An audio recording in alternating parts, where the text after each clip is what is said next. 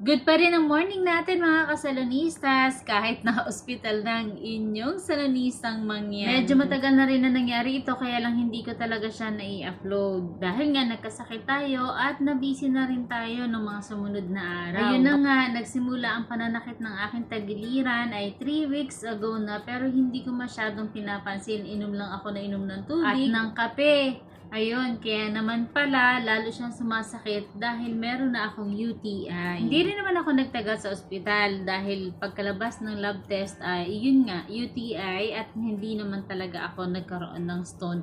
Kaya ng aking pinangangambahan dahil matagal-tagal na rin, parang 17 years ago, nung ako ay na-diagnosed ng gallbladder stone. At ako nga ay na-shockwave dyan sa Pilipinas.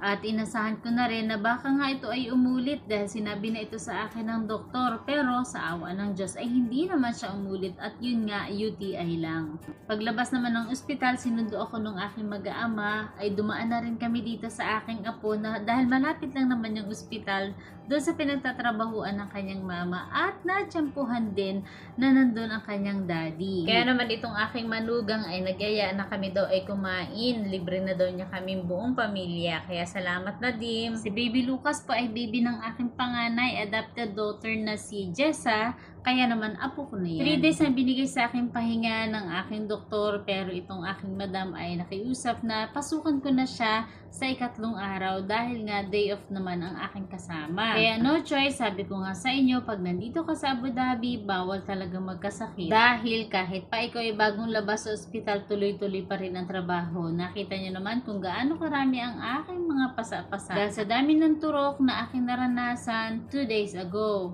Pero dahil meron ako mga nurses dito sa bahay na cute, ay kahit pa paano naiibsan yung sakit na aking nararamdaman. Ito nga't pagkagising pa lamang may naglalambing na sayo. Hindi ganun kadali at hindi ganun kabilis ang recovery pag ikaw ay may UTI. Kaya dapat marunong ka talagang sumunod sa instruction ng doktor, uminom ng gamot sa tamang oras, iwas muna sa kape, matataba at maanghang habang ikaw ay nagpapagaling at syempre dapat maraming tubig ang iniinom natin araw-araw. So yun lamang for today's video. Maraming salamat hanggang sa muli. God bless us all and thank you for watching!